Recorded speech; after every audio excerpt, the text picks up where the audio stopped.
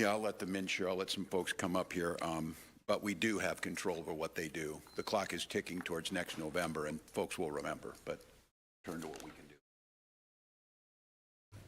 So I think the bottom line is Minnesota cannot make up for federal cuts, and especially the amount of money that are related to the tax credits, the enhanced tax credits that are going away.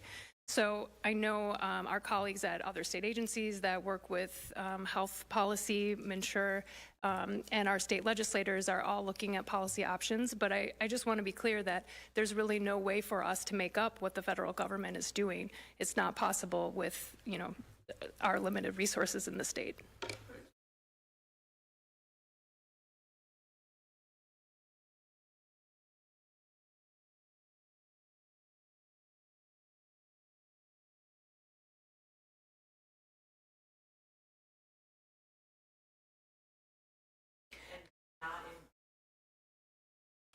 So we know that about 19,000 of our current enrollees will no longer be eligible for these enhanced tax credits. And so those are the folks that we're particularly worried about for, you know, who are going to be making those really, really difficult decisions next year.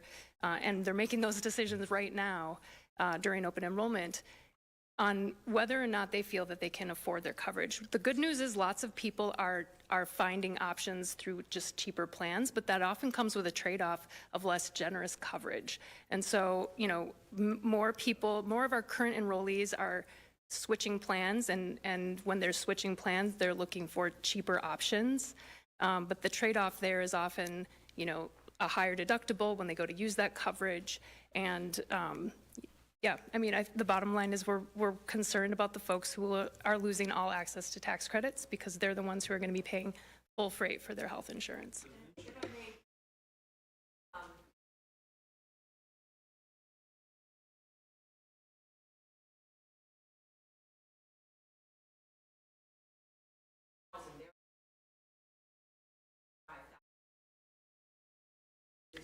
Others weren't paying anything at all, but they might see $50 increase. Delineate a little bit of just like, is it for the large population an increase that's more palatable at 19,000? You are making sense. So in my remarks, I shared that actually the people who are paying the largest percentage increase are often the folks who are just ineligible for Minnesota Care. So their incomes are around, you know, if you're an individual, about $31,000 per year. A family of four, that's $64,000 a year. That's just above that cutoff for Minnesota's public programs. And those are the folks who are facing cost increases that are almost double what they're paying this year. And so, you know, a lot of those families are in situations where they don't have that extra money in their budgets. So they're going to be making really tough choices about how to cover these extra costs next year.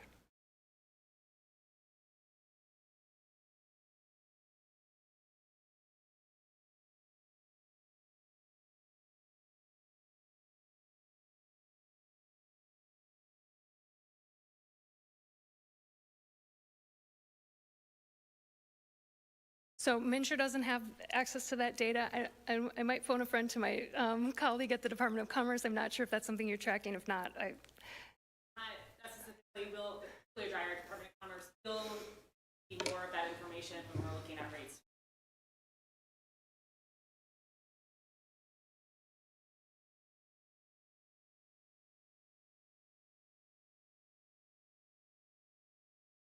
I mean, I think it's really important to highlight what the folks from MNsure are saying. We can't fill this hole. Like, there's no capacity for the legislature to fill this hole. It is far too much money. Does that mean we're not trying to think of ways? Absolutely not. I know Senator Bierman's committee has been working on this tirelessly. We are talking about, are there tax credits that we can do here? But the reality is this is the loss of a federal partner, and it's ground that we cannot make up on our own. True enough. As I was at the Federally Qualified Health Center yesterday, I was very glad we had put substantial money into FQHCs last year. That was a significant boost. They needed that beforehand, though. To be seeing, I'm not sure how long that funding will last for them. As far as this coming year, you know, we are in a tied house, so challenging to get things across the finish line. And at this time, especially even without knowing what else might be coming down the pike from the federal government and what else we're going to have to be trying to alleviate and cover in some way, shape, or form. I mean, the implications of H.R. 1 transcend, you know, the state, federal healthcare programs and all the way down to the counties and the cities. And so the funding needs from everyone are great, and they're all going to be coming to the state, and some have already come to me and asked, can we cover this funding gap from the federal government? And it's impossible to say at this point. We have to get into session, but it's also not a budget year, and so it's a policy year. So like every year, you know, we're going to be putting addendums onto our health care, trying to patch this or patch that. But we're also going to be looking at new ways for a healthcare system in Minnesota. And I think that's a big part of the conversation I'm looking forward to having with my colleagues, especially on the other side of the aisle, because we do need significant reforms and change. And so it's going to be an ongoing conversation, and welcome questions. I would say one on this, because the question is a good one, and that's what we're searching for. But I think Rep. Bierman really hit on this. We're not going to get any help because Republicans are celebrating these moves. They're celebrating the Medicaid cuts. They're celebrating the demise of the ACA. So we could come up, which we have, what they need to do is they need to be talking to their representatives and telling them to vote for the enhanced subsidies and not do the Medicaid cuts. And then that would fix a lot of what we have. But not only are they not going to do that, they are going to celebrate these things happening. And I think that's really important because, again, ample opportunities. We invited them to town halls to come and defend this, to talk about why do you think this is a good idea. And their answer is that they parrot the president and say he hates the ACA. He has no clue how it works, by the way. He has no clue. He doesn't know what a risk corridor is. He doesn't know any of this stuff. It's just that he hates this so that he can rename it. I said we should have just gone ahead and told him to call it Trump Care and keep it the same, and that would have made him happy, because this is just stupid on every front. So it's frustrating to me that you have got real thought leaders in this state. You've got folks that understand how to make this work. My God, we've got a healthcare professional as the leader in the Senate, but what we know is that the counterparts on the other side are not interested.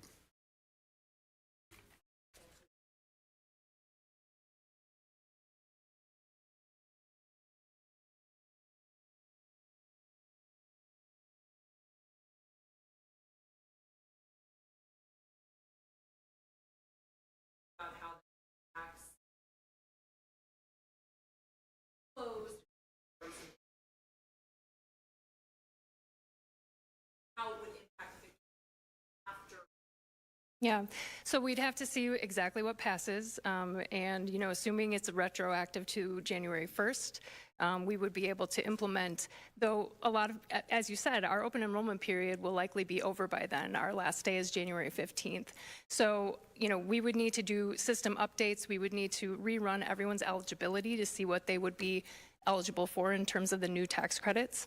And then we would have to, you know, look at all of our options on allowing folks to come back into the system who maybe felt that they were priced out for a special enrollment period. So we have that authority as a state marketplace to be able to open up when there are exceptional circumstances, and this certainly would be one. Our first goal will be to just communicate very clearly and directly with consumers. If the federal government does choose to act, we will let folks know what to do and when to do it so that they're very clear on what their options are.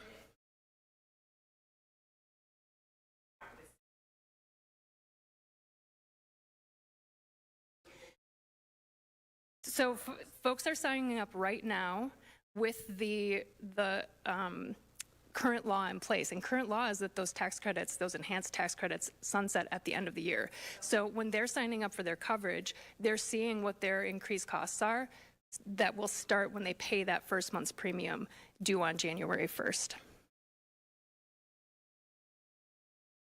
Well, thank you all. We'll continue to keep you updated on this subject. Thank you all for being here.